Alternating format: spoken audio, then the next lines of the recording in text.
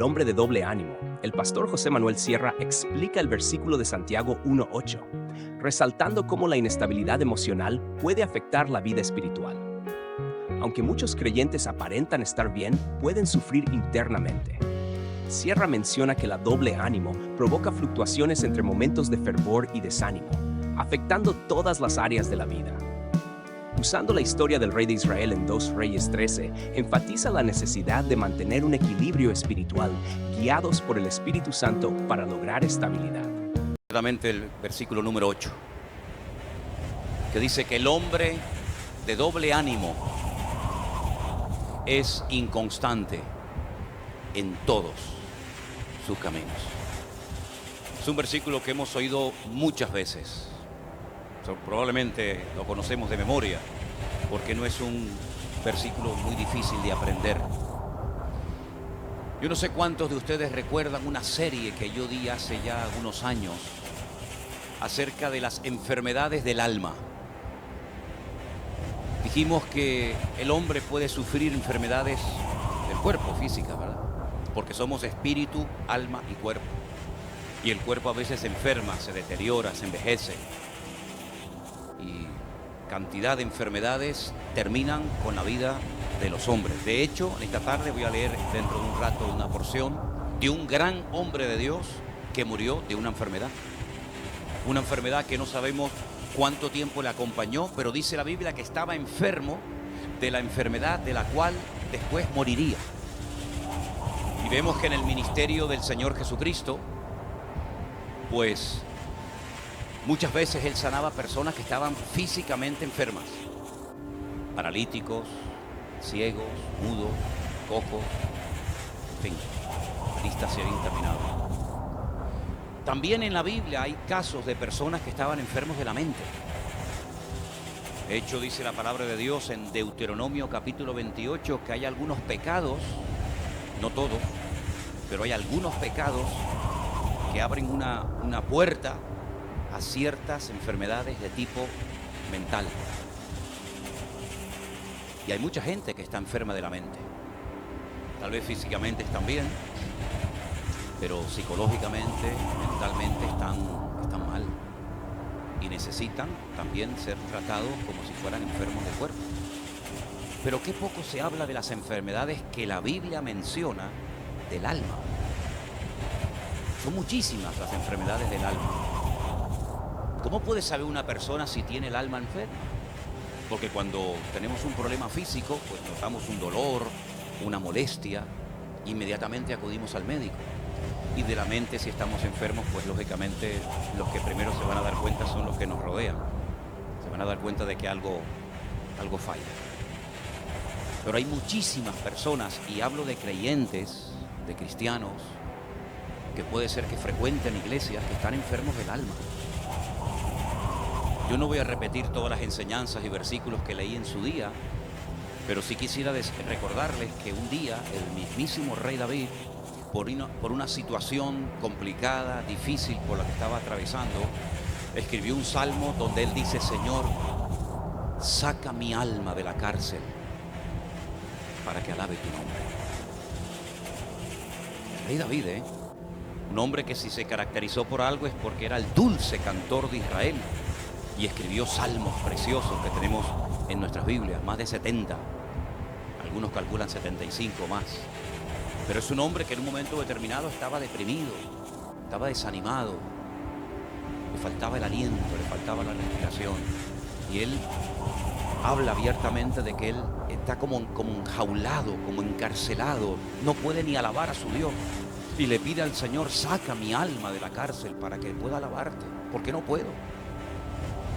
El Señor Jesucristo en el huerto de Getsemaní le dijo un día a sus discípulos algo que a muchos teólogos les ha sorprendido: oír al Mesías pidiendo oración. Orad por mí, porque hoy, esta noche, mi alma está triste hasta la muerte. Es una tristeza que me embarga. Estoy triste y necesito que oren por mí.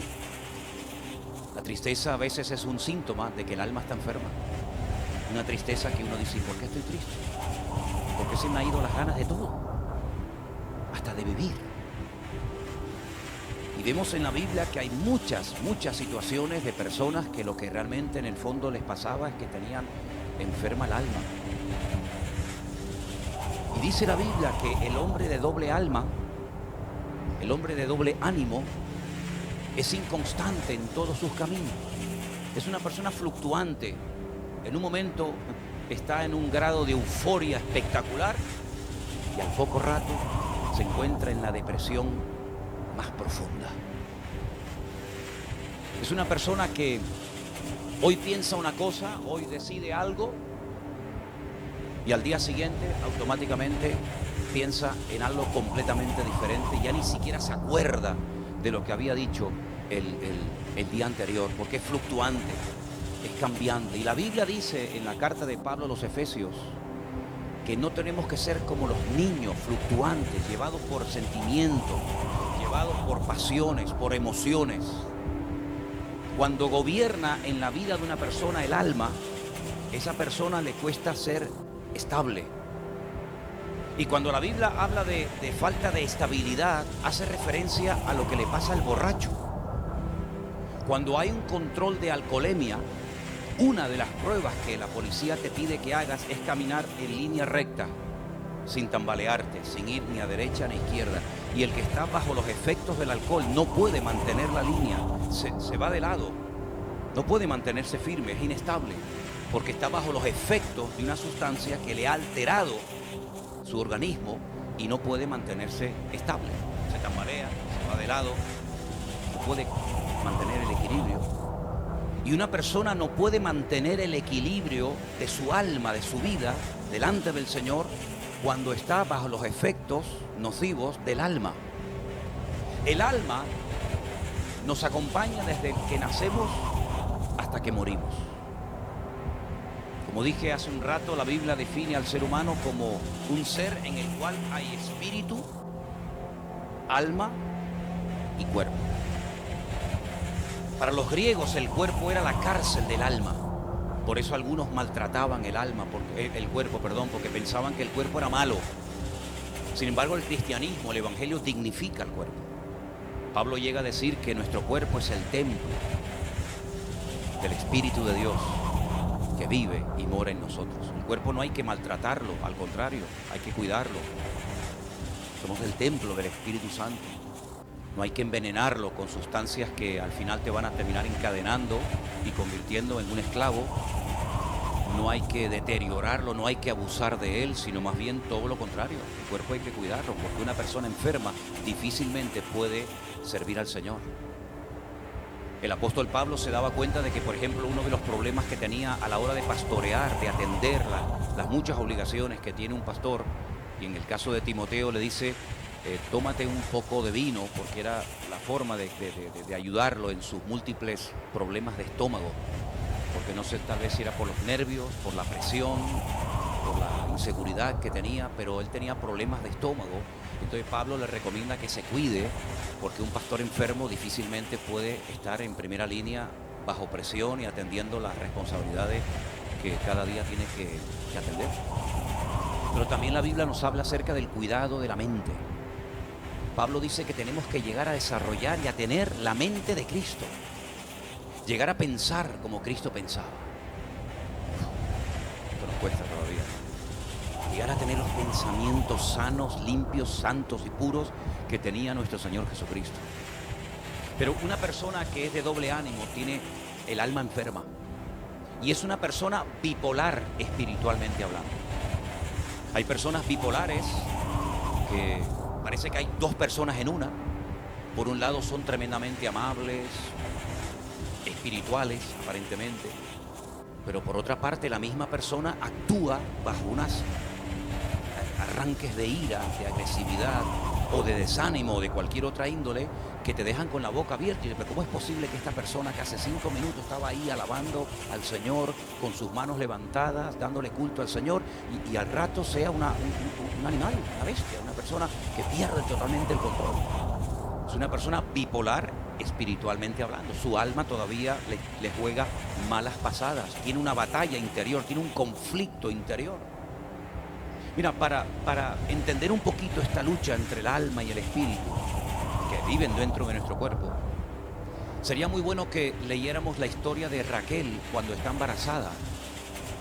Raquel era la esposa amada del patriarca Jacob. Y dice la Biblia que, perdón, Rebeca, no Raquel, que cuando ella estaba embarazada, ella sentía en su interior que tenía una lucha. Y fue a consultar al Señor, fue a hablar al Señor. Es lo mejor que puedes hacer cuando tienes una lucha interior. Refúgiate en el Señor. Y el Señor te va a decir qué es lo que te está pasando. Y el Señor le reveló primero que estaba, ya lo sabía, que estaba embarazada como Nuria, pero de 2. Eso es lo que no sabes, Nuria. Estaba embarazada de 2 niños. Y el Señor le dice lo que va a pasar con el destino de ambos niños. Le dice, el mayor terminará sirviendo al menor. Los judíos dicen que el que primero entró es el último en salir. Y el último en salir es el primero en entrar. Es como cuando metemos una piedra en una botella, la primera que metiste es la última que sale. Jacob era completamente diferente a Esaú, su hermano. Y ahí Pablo hace una analogía y dice, así es la lucha que todo ser humano lleva por dentro. Así como peleaban los hermanos, porque eran totalmente opuestos el uno al otro. Uno tiraba más por la carne, el otro más por la parte espiritual. Uno buscaba más de Dios, el otro era más materialista, más terrenal. Dice, así exactamente igual ocurre con la persona cuando se convierte. El espíritu está muerto antes de conocer a Cristo, que es el autor de la vida. Ustedes pueden ahora entender por qué Pablo le dice a los efesios, ustedes estaban muertos en vuestros delitos y en vuestros pecados. No les habla de la parte física, ellos estaban vivos. Pero espiritualmente hablando, cuando una persona no tiene a Cristo en su corazón, está muerto, aunque coma, aunque respire, aunque corra, aunque viaje, aunque sea famoso, aunque le aplauden. Espiritualmente está muerto, está desconectado de su Creador. Eso fue lo que le pasó a Adán. Cuando peca contra Dios, se desconecta de Dios. Su espíritu queda como un barco a la deriva, desconectado. Sigue con vida, porque el alma es lo que te da la vida, sigue con su cuerpo, pero espiritualmente está muerto. Y no es hasta que nos reencontramos con Dios a través de su amado Hijo Jesús que nuestro espíritu vuelve a la vida. Eso es lo que significa nacer de nuevo, espiritualmente hablando, ¿verdad? Alguien dijo que el que nace una vez muere 2 y el que nace 2 veces muere 1. Eso es para la mente sabia, para que lo entiendan. El que nace una vez muere 2. El que nace 2 veces muere 1 vez. Otro día se lo explico. Pero el alma nos va a acompañar hasta el día de nuestra sepultura. Y el espíritu es lo que tiene que prevalecer. Por eso Pablo habla de cristianos carnales, de cristianos inmaduros, de cristianos niños, de cristianos que tienen problemas con los ojos, de cristianos que tienen problemas con su corazón, cristianos que tienen problemas en mantener el equilibrio. ¿Por qué? Porque son personas dominadas por el alma. Hoy te saludan, mañana están serios. Y tú dices, ¿pero qué le pasó? ¿Qué le pasa? Ahora quiere alabar a Dios y quiere evangelizar el mundo, mañana el mundo se lo comió. Y si te he visto no me acuerdo. Son personas fluctuantes, no sabes si está bien, si está mal, si es cristiano, si no es cristiano, si ama, si... Es una guerra interior que tiene la persona porque tiene el corazón dividido. De ahí que la Biblia diga, bienaventurados los limpios de espíritu, porque ellos verán a Dios. La persona de doble ánimo es la persona que está, ya digo, dominada y gobernada por sus emociones. Y como hay iglesias que potencian las emociones y confunden el emocionalismo con la espiritualidad, hay personas que entran en ese juego y se disparatan. Y por ahí te encuentras una persona corriendo como un loco dentro de una iglesia y dice, no, está bajo la influencia del Espíritu de Dios. Y todo el mundo tiene que esperar a que la señora deje de correr porque dice que el Espíritu de Dios la tomó. Y entonces todo el mundo tiene que esperar a que deje de revolcarse, o a que deje de hacer el perro o la gallina, como hay casos por ahí, o a que deje de salir y entrar de la iglesia corriendo a toda velocidad, como si la estuviera persiguiendo un perro rabioso, porque la toman las emociones y confunde su estado de ánimo con estar bajo la influencia del Espíritu de Dios, que son 2 cosas completamente diferentes. La persona de doble ánimo es una persona que no es capaz de mantenerse en el sí o en el no, Hoy te dice, sí, sí, cuenta conmigo, no te preocupes, yo vengo mañana para lo que sea, no sé cómo, pero a los 15 días, me alargo en el tiempo, o menos, te dice, ¿pero qué le pasó? ¿Qué le pasa? Ni él lo sabe lo que le pasa, lo voy a saber yo, imagínate. Es inconstante en todos sus caminos. Le cuesta mantener sus decisiones, le cuesta mantener su victoria, le cuesta mantener su equilibrio, le cuesta mantener el humor, le cuesta mantener su espiritualidad, le cuesta mantener todo, porque es inconstante en todo, dice la Biblia, en todo, es inconstante, en todo. En el trabajo, en la iglesia, en el estudio, en la familia, en el noviazgo, en el matrimonio, en todo es inconstante, es algo que lo domina, algo que se le va, se le escapa de las manos. Es una persona emocionalmente con serios problemas. Es inconstante. Y como es inconstante, no puede mantener su relación con el Señor permanentemente. Hoy está, mañana vete tú a saber. Es constantemente fluctuante, sube, baja, ahora sí, ahora no. Es terrible, vivir así es terrible. El hombre de doble ánimo, hoy piensa una cosa y mañana otra, sin lugar a dudas. Ahora, déjeme que le lleve a Segunda de Reyes. Segunda de Reyes, capítulo 13. Hay una historia muy interesante de un rey malísimo, pero que en un momento parece muy espiritual. Y es que la persona de doble ánimo, la persona desequilibrada emocionalmente, es una persona que tiene esos ramalazos, tiene esos momentos en los que parece que es la más espiritual del mundo, pero por otra parte dices, no, esto es emocionalismo puro y duro. Segunda de Reyes, por favor, capítulo 13. Dice versículo 14 que Eliseo estaba enfermo de la enfermedad de la que murió. No sabemos de qué enfermedad murió. Sí sabemos que era un grandísimo hombre de Dios. Y de esa enfermedad este hombre termina muriendo.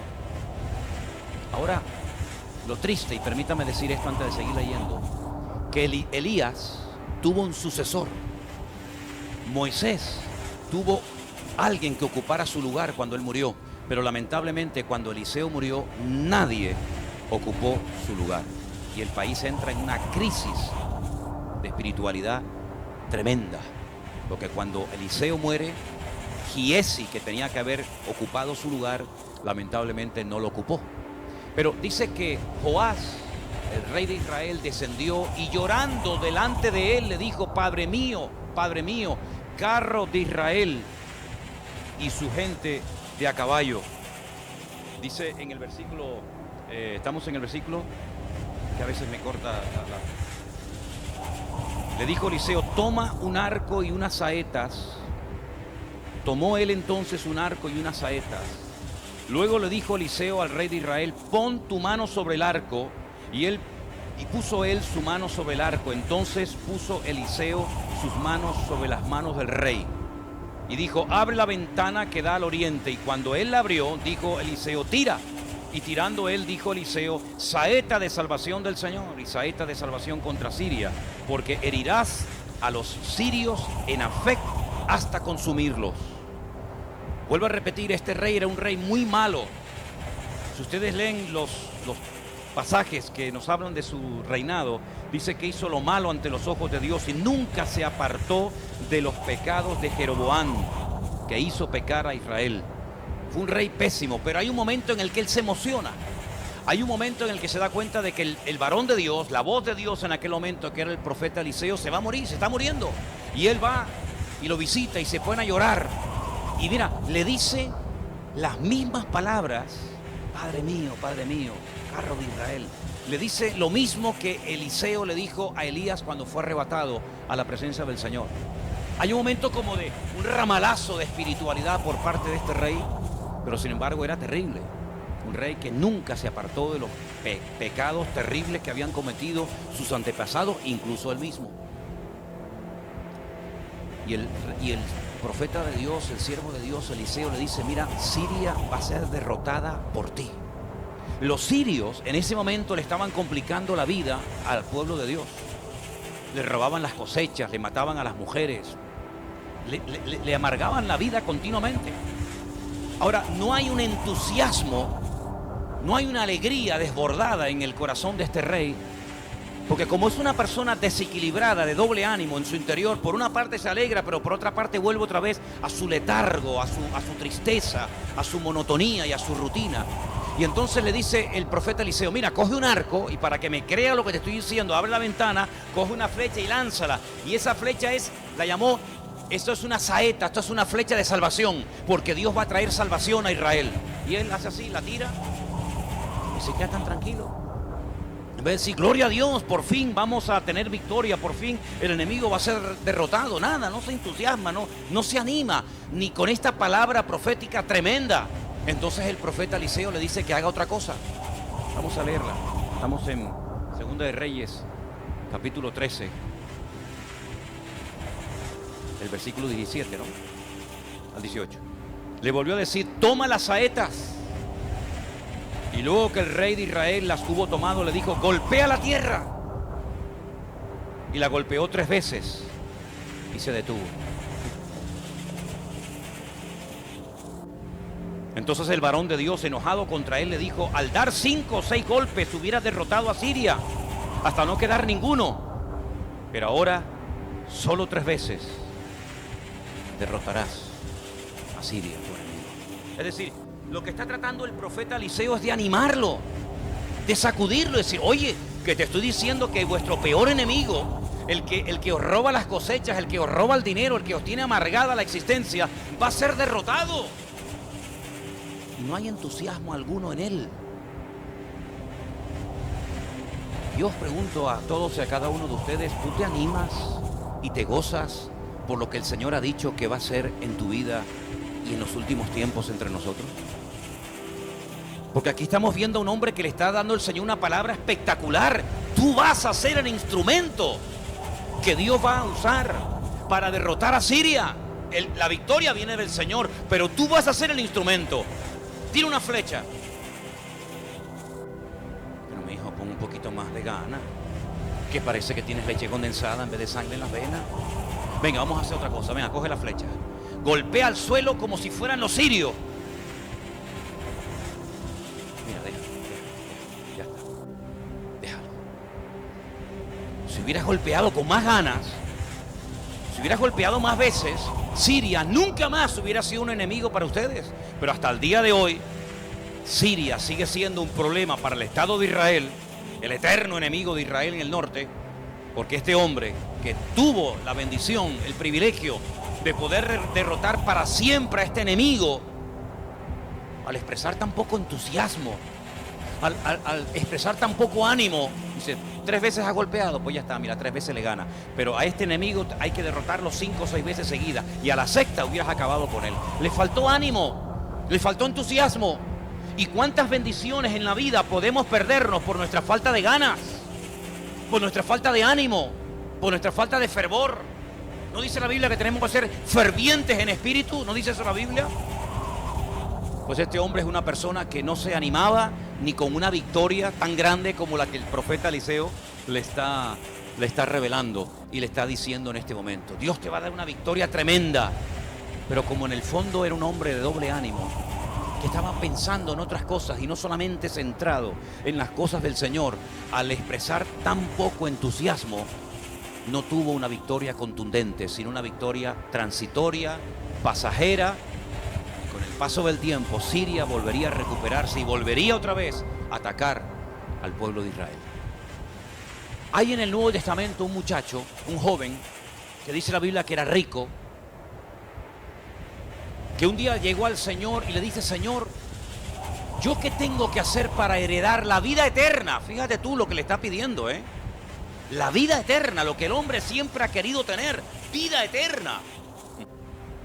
Y le dice el Señor, bueno, pues yo en mi palabra he dado las instrucciones para que te puedas salvar. Guarda la palabra, cúmplela, guarda los mandamientos. Y él le dice, yo todo esto lo he cumplido, pero le ponía tan pocas ganas a la hora de cumplir y ejecutar la palabra, que era como un religioso. Hay que orar, venga, oramos. Hay que ir a la iglesia, venga, vamos. Pero le faltaba entusiasmo, le faltaba vida. Entonces Cristo lo que le lanza es un desafío que le va a cambiar la vida. Mira, vamos a dejarnos de ese cumplimiento frío, religioso. No mato, pues no mato, no tal, no cual. Sino vamos a hacer algo que te cambie la vida, mijo. A ti te hace falta ánimo, te hace falta vida. Mira, vende todo lo que tienes, se lo regalas al primero que te encuentres y ven y me sigues. Y dice que se puso muy triste, porque dijo, no, yo quiero seguir con mi comodidad. Yo quiero seguir con mi cultito, con mi sinagoga, con mi lectura semanal de la Torá, pero a mí no me estés revolucionando la vida, porque yo no estoy dispuesto a dejarlo todo para seguirte a ti. No se lo dijo, pero con sus acciones le está diciendo, ¿cómo? ¿Tú me estás diciendo a mí que deje todo, que lo venda para seguirte a ti? ¿No merece la pena? ¿No merece la pena dejarlo todo, venderlo todo, dárselo a quién? ¿A quién? ¿A un desconocido para seguirte a ti? ¿Pero tú qué te has creído? ¿Quién eres tú? Así reaccionaron aquellas personas cuando el Señor le dijo, tú sígueme. Y le dijo, déjame que primero entierre a mi padre y después te sigo. No es que estuviera de cuerpo presente, como hemos dicho muchas veces, sino que en aquel tiempo los hijos no abandonaban y incluso algunos ni se casaban hasta que el padre estuviera con vida. Así que el padre a lo mejor le quedaban 15, 20 o 30 años de vida. Es decir, el Señor te llama y tú le dices, no, espérate un momento que primero a mi familia y después eres tú. No, quédate ahí con tu madre, no me sirves. Sígueme tú, ven conmigo. Haré de ti un discípulo, escribirás epístolas, fundarás iglesia, llevarás a miles de personas a los pies de Cristo, pasarás a la historia como un instrumento de Dios. Dice, no, déjame que me he comprado una yunta de bueyes y... La falta de entusiasmo cierra las puertas del cielo. La falta de fervor, la falta de ganas muchas veces hace que el Señor la bendición que tenía para ti se la dé a otro. Porque expresa deseos y expresa ganas. Es como aquel joven que está en la ventana y está muerto de sueño, pero él quiere recibir palabra, él quiere recibir bendición y ya dice que no aguanta más y se cae de la ventana abajo y se mata. Pero llega Pablo, ora por él, lo resucita y se vuelve a sentar en la ventana para seguir escuchando la palabra. ¿Qué te parece? ¿No? La falta de fervor, la falta de entusiasmo. ¿Cuántas veces nos impide recibir más bendiciones y ser más usados por las cosas del Señor? Hay otro pasaje en el libro de los Hechos muy interesante que quisiera leer en esta tarde, capítulo 26. Es cuando Pablo lo están juzgando y pasan diferentes personalidades, reyes, gobernadores, etc. Y entonces hay un momento en el que el apóstol Pablo está contando sus experiencias, su testimonio. Y en el libro de los Hechos, en el capítulo 26, verso 24, diciendo él estas cosas en su defensa, Festo a gran voz dijo, ¿estás loco? Estás loco, Pablo. Hay muchas letras te vuelven loco. ¿No te han llamado loco alguna vez? ¿Te han llamado loco alguna vez? A los carnales nunca los van a llamar locos. Nunca. Porque no marcan una diferencia. Pasan desapercibidos. ¿Cómo van a llamar loca a una persona que es como todos los demás? Si es como nosotros. Pero la persona que va contracorriente, la persona que se rebela contra las injusticias, la persona que ama a Cristo, la persona que va en contra de la corriente, ese dice, no, este está loco. Como a Pablo le dijeron, Pablo, estás loco, las muchas letras te han vuelto loco. Pero él dijo, no, yo no estoy loco, excelentísimo Festo, sino que hablo palabras de verdad y de cordura. Pues el rey sabe estas cosas, delante de quien también hablo con toda confianza, porque no pienso que ignora nada de esto, pues no se ha hecho esto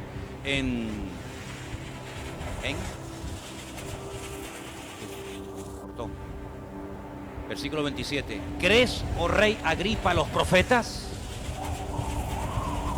Y le dice Pablo, yo sé que tú crees. Yo sé que crees. Entonces Agripa le dije, Pablo, ¿por poco me persuades a ser cristiano?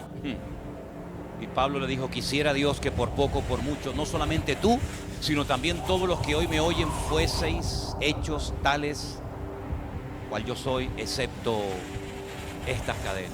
Gloria a Dios. Oye, está bueno esto porque así me corta el versículo y veo que ustedes participan y se entusiasman. Qué bueno, está bueno. Si al joven rico le faltaba una cosa, te la acabo de decir y no te gusta, te pones triste y te mandas a mudar. A ti te digo, yo sé que tú crees en los profetas, y en vez de decir, claro que creo en los profetas, por supuesto. Dice, bueno, por poco me persuades a ser cristiano. Dice, bueno, Pablo dice, ojalá por poco fuera cristiano. Al otro le dicen que va a tener una victoria espectacular sobre el peor enemigo de la época para Israel y no se entusiasma, no se anima. Y dice la Biblia, volvemos al principio, que el hombre de doble ánimo es inconstante en todos sus caminos. Al principio, cuando visitó al profeta, Eliseo lloraba Ay, que se nos muere el profeta y ahora ¿quién va a ocupar su lugar? Y vamos a visitar al profeta y vamos a decir, ay, Padre mío, no te vayas, no te mueras, bendícenos, háblanos.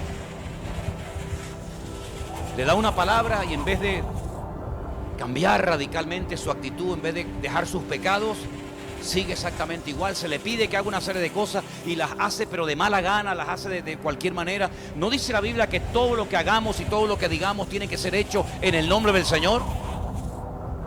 ¿No dice la palabra de Dios que tenemos que gozarnos en todo lo que hacemos y decimos para Él? Sea chico, sea grande, sea reconocido o no lo mire o no lo sepa nadie. ¿No dice la Biblia que tenemos que tener fervor y tener entusiasmo y tener gozo en todo lo que hacemos para Él, sí o no? Pues esa es la iglesia que el Señor quiere encontrar cuando Él venga. No una iglesia deprimida, una iglesia desanimada, una gente derrotada, una gente cansada. Cansada, pero no en el reino, cansada en otras cuestiones, ¿verdad? La persona de doble ánimo es una persona que le cuesta mantener la estabilidad, le cuesta mantener la santidad, le cuesta mantener todo, porque es una persona que, repito, tiene una lucha interior consigo misma, porque en el fondo el problema del doble ánimo es que no termina de soltar el mundo. Quiere estar con un pie en el mundo y con un pie en la iglesia o en Cristo. Quiere estar un poco fuera y quiere estar un poco dentro. Quiere, entre comillas, lo mejor del mundo y quiere también lo mejor de Cristo. Y el Señor no se comparte con nadie. El Señor quiere exclusividad total y absoluta. La falta de ánimo frena el crecimiento y mata la fe del creyente. Porque la persona de doble ánimo, hay momentos que cree y hay momentos que duda. Y el argumento que está empleando Santiago en el capítulo 1 de su epístola es que el hombre que duda es semejante a las olas del mar, que entran y ahí se quedan. Es como la ola, entra y ahí se queda y no hay cambio, sino es siempre lo mismo en su vida. No hay una transformación, no hay un crecimiento, no hay un desarrollo, no hay una estabilidad, no hay una madurez en el Señor. Si no lo llaman, se ofende. Si no cuentan con Él, se ofende. Hay días que te dice, cuente conmigo para lo que sea, hermano. Pero cuando tú lo ves, dices, ay, pues por fin ya, gloria a Dios, ya podemos contar con él o con ella. Hace así, desapareció 3 semanas. Y a las 3 semanas vuelve. Es una persona fluctuante. Y a mí no me gustaría que esta enfermedad del alma te atrapara y terminara neutralizando tu crecimiento y tu desarrollo espiritual. Recuerda las promesas que le has hecho en otros cultos al Señor, aquí o en tu país o en la iglesia o en las iglesias en las que te has congregado en el pasado. Recuerda las veces que te has quebrantado y le has prometido y le has dicho al Señor que contara contigo, que ibas a esforzarte más, que ibas a estar menos ocupado en cuestiones de materiales y ibas a buscar y a organizarte mejor para poder servir más al Señor. ¿Dónde están todas esas promesas? ¿Dónde están todas esas cosas que un día le dijiste y le prometiste al Señor? Cuidado, que la Biblia dice, es mejor que no estemos prometiendo cosas, que estemos prometiendo cosas que luego no cumplimos. El Señor no te exige a que le prometas nada. Nadie te dice que tienes que prometer que voy a venir más, que voy a leer más la Biblia, que voy a más. No, eso no lo dice en ninguna parte. Eso es algo que nace de uno. Pero si prometes, no te enredes, no te atrapes con tu palabra. Si le prometes algo al Señor, cúmplelo. Y si no, mejor que no prometas. A que prometas y luego no cumplas, dice la palabra. Es una enfermedad que necesita ser tratada. ¿Y cuál es la mejor forma de ser tratados, de ser ayudados? Los que tienen el problema de doble ánimo, Santiago curiosamente lo dice en su carta. Santiago capítulo 4, versículo 8, dice lo que tienen que hacer las personas de doble ánimo para quitarse este problema de encima. Primero, acercaos a Dios. Eso es primero. Acercaos a Dios. Y Él se acercará a vosotros. Pecadores, limpiad las manos. Y vosotros, los de doble ánimo, dice ahí, purificad vuestros corazones. Es un problema del corazón. Dijimos el jueves que el corazón no solamente se refiere en la Biblia al tema del músculo, sino que el corazón es el asiento de las emociones. El corazón es la parte, digamos, emocional de la persona. Estamos hablando en lenguaje bíblico, no estamos hablando de cardiología. Estamos hablando en lenguaje bíblico. El corazón es la parte de las emociones, de los sentimientos. Por eso dice la Biblia, sobre toda cosa guardada, guarda tu corazón, porque de él fluye la vida. No solamente la física, sino, ojo, también tu vida espiritual, tu relación con el Señor.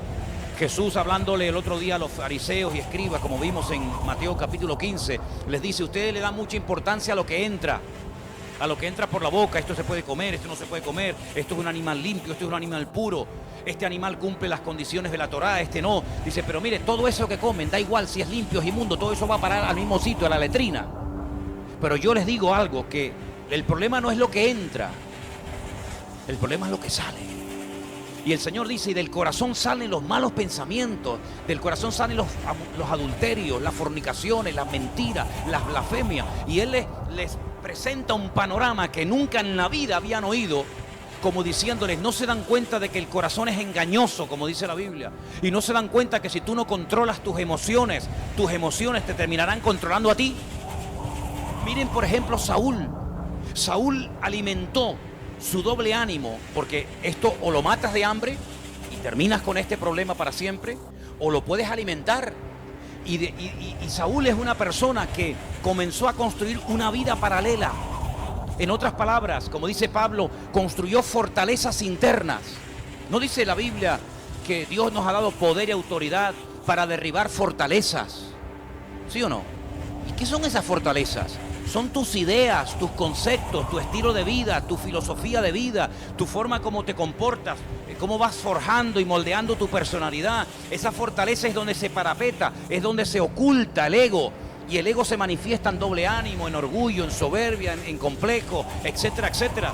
Y Pablo dice que tenemos poder en el Señor para derrumbar esas fortalezas que nosotros hemos levantado. Esas fortalezas que son como caretas detrás de las cuales nos escondemos. Y muchas veces cuando una persona es tremendamente violenta o agresiva, en el fondo lo que está clamando es amor. Y cuando una persona es muy desconfiada, lo que está diciendo es que estoy tan herido que ya no me fío de nadie. Es como ese perrito que te gruñe y te ladra, pero en el fondo es porque le han hecho tanto daño que ya no se fía de nadie. Pero en el fondo lo que quiere es que lo acaricien y que tenga un dueño, una dueña, y lo lleve a pasear y le acaricie. Y cuide de él, ¿verdad? Y en el sentido espiritual, a lo largo de la vida, tal vez tu padre te hizo daño, tal vez en tu familia no fuiste la persona que tú querías que te trataran como te merecías desde tu punto de vista, o en tu trabajo, o en la iglesia que has estado. Yo que sé, hay tantas circunstancias en la vida que pueden ir formando esa coraza a nuestro alrededor, esa fortaleza donde nos ocultamos, donde nos parapetamos, y ahí parece que somos de una forma, pero no somos realmente así. Escarba para que veas. Mira aquella mujer a la cual le dijo el Señor, mira, ¿sabes una cosa? No vamos a estar aquí discutiendo de cuestiones religiosas y teológicas, que si hay que adorar en este monte, que si hay que adorar en el monte que está en Jerusalén, el monte Moriah, porque a ustedes les enseñaron una cosa y a nosotros los judíos nos enseñaron otra. Y si nos vamos a poner a discutir cuál es el monte correcto, aquí en Samaria, Siquén, capital de Samaria, o en Jerusalén, capital del Reino del Sur, vamos a entrar en una polémica y al final, ¿para qué? Dios no nos ha llamado a ganar discusiones. Dios nos ha llamado a ganar almas.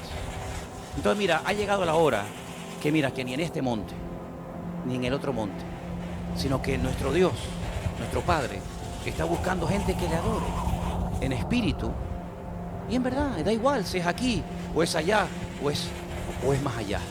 Y mira, vamos a hacer una cosa. Vamos a comenzar a restaurar tu vida de adentro para afuera.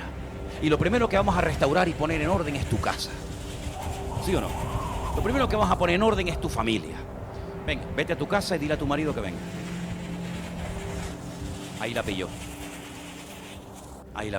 Y le dice, es que tengo un problema, señor. Y es que no tengo marido. Y le dijo Jesús, empezamos bien. Hay que reconocer lo que uno tiene y lo que uno no tiene en la vida. Y tú no has tratado de fingir nada, sino tú has dicho la verdad. No tienes marido. Y además te digo algo. Ya has tenido 5. No sé lo que haces con ellos, si te los comes o qué. Ya has tenido 5, Claro, y hemos entrado muchas veces en debate si estaba casada, si no estaba casada, si saltaba de cama en cama robando los maridos a otras mujeres. Ahí podemos especular todo lo que ustedes quieran. Ya has tenido 5. Yo no he conocido nunca a nadie, a ningún hombre ni a ninguna mujer que haya tenido 5 maridos o 5 esposas. Bueno, Elizabeth Taylor tuvo 8, ¿no? Aquella, ¿no? Claro, de cada divorcio le quedaba un montón de millones, imagínate, ¿no? Has tenido 5 y curiosamente el que ahora tienes no es tu marido. Y entonces la mujer le dice, me parece que tú eres profeta. Al principio estábamos picados, como tú siendo judío me pides a mí un vaso de agua porque yo soy una samaritana y en este monte y en otro. Ahora ya has cambiado, ya te has relajado y ahora ya dices que ya soy profeta. ¿Cómo van cambiando las cosas? Cómo el Señor va restaurando sutilmente, sabiamente, amorosamente el corazón roto de esta mujer. Y entonces dice que llega a Samaria, empieza a traer gente, pero todos son hombres. La Biblia no habla de que vinieron mujeres, trajo un montón de hombres de la ciudad. Por algo será. Vinieron un montón de hombres. Y los hombres le dijeron a Jesús, mira, ya no solamente creemos por lo que esta mujer nos acaba de contar, que tú le has contado a ella, sino que ahora nosotros creemos, hemos llegado a la conclusión de que tú eres el Mesías. ¿Tú te podrías quedar unos días aquí en Samaria a compartirnos la palabra? Y dice la Biblia que Jesús se quedó unos cuantos días allí en Samaria. ¿Te das cuenta? Una mujer emocionalmente rota. Cómo ella intentaba cubrir su carencia emocional, cómo ella trataba de solucionar su vida afectiva, pues saltando de hombre en hombre, de relación en relación y de cama en cama, si me permiten la expresión. Hasta que al final se encuentra con el Señor y el Señor le dice, así no vas a solucionar nada. Así cada vez el vacío se ensancha más. Es como Saúl. Saúl cómo alimentó su doble ánimo. Saúl cómo le dio lugar al alma en vez de a su parte espiritual. Dice la Biblia que comenzó a alimentar los celos. Y los celos comenzaron a moldear su carácter. Los celos terminaron convirtiéndolo en un auténtico esclavo. Y al final contaminó no solamente su alma, su espíritu, su cuerpo y todo su ser.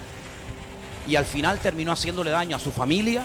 Al final terminó haciéndole daño al país. Al final terminó haciéndose daño a sí mismo. Y al final, como clima de todo esto, subió a lo alto del monte Gilboa y allí se quitó la vida. Porque la vida de una persona de doble ánimo, que conoce algo del Evangelio, pero que no lo aplica, que no lo practica en su vida, es una vida de esclavo. Y a nadie le gusta ser esclavo. El Señor ha venido para desatar las ataduras y las cadenas del diablo. Yo he venido para darles vida y vida en abundancia. El Señor ha venido para que vivamos en bendición, para que seamos libres y disfrutemos de la libertad gloriosa de los hijos de Dios. Gálatas capítulo 5, Pablo dice, vamos a ver, si yo fui allí a ustedes, nadie había ido a predicarles el Evangelio. Yo fui el primero en llegar a Galacia, les prediqué el Evangelio, vieron la gloria de Dios, vieron milagros, recibieron cosas espectaculares. ¿Por qué ahora en mi ausencia le dan lugar a gente que no conocen de nada, que viene yo no sé de dónde, se meten en la iglesia y les quieren volver otra vez a llevar a las costumbres y a los hábitos del pasado? No os volváis a enredar en las cosas del pasado, sino vivir en la libertad gloriosa de los hijos de Dios. No os enredéis otra vez a cuestiones, si esto se toca, si esto no se toca, si esto se puede comer. El Señor no hacía milagros entre vosotros. ¿Quién os suministraba la bendición? ¿Las obras de la ley o la gracia y el Espíritu de Dios entre vosotros? No os sujetéis otra vez al yugo de esclavitud. Entonces si yo dijera en esta tarde que una persona de doble ánimo cambia porque hoy en el culto vamos a orar por él o por ella, yo les estaría mintiendo.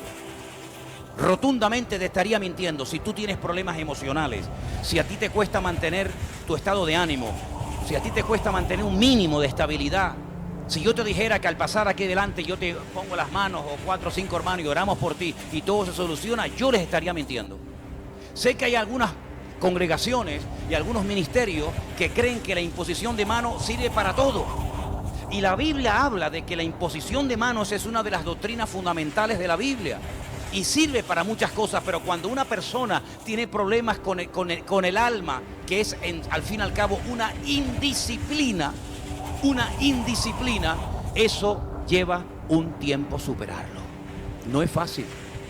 Lo primero que tiene que hacer usted es comenzar a empaparse de la palabra de Dios, empaparse de la Biblia.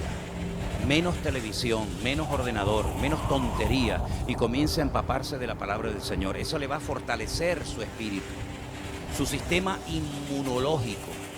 espiritualmente hablando, le va a dar la fortaleza necesaria para que cuando usted reciba un ataque en su parte anímica o emocional, su espíritu sea mucho más fuerte que su parte emocional y usted pueda decir: yo no voy a ser más una persona inestable y una persona, digamos, que hoy en día ahora creo una cosa y mañana creo otra. Dedíquele tiempo a su parte espiritual. Ore más al Señor. Lea buenos libros cristianos, pero sobre todo la Biblia. Perdone. Una persona que no perdona es una persona que tendrá toda su vida, su alma enferma. Y afectará la vida de su matrimonio. Afectará la vida de su hijo o su hija, por muy pequeño que ahora sea, da igual. Todo eso se transmite.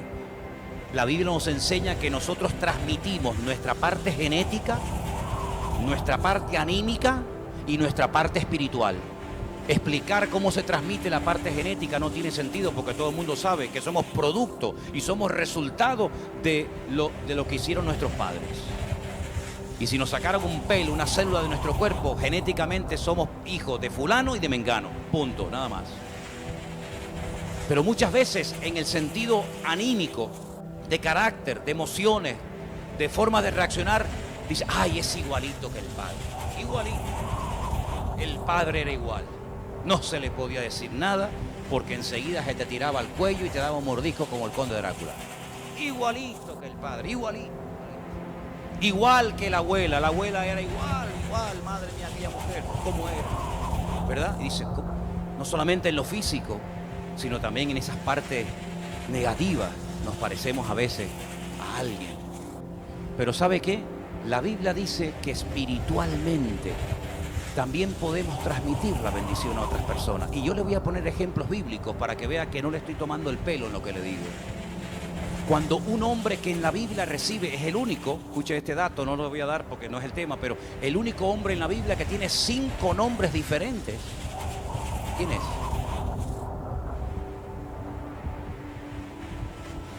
Tic-tac, tic-tac, tic-tac. El único hombre que tiene 5 nombres diferentes en la Biblia es del Antiguo Testamento.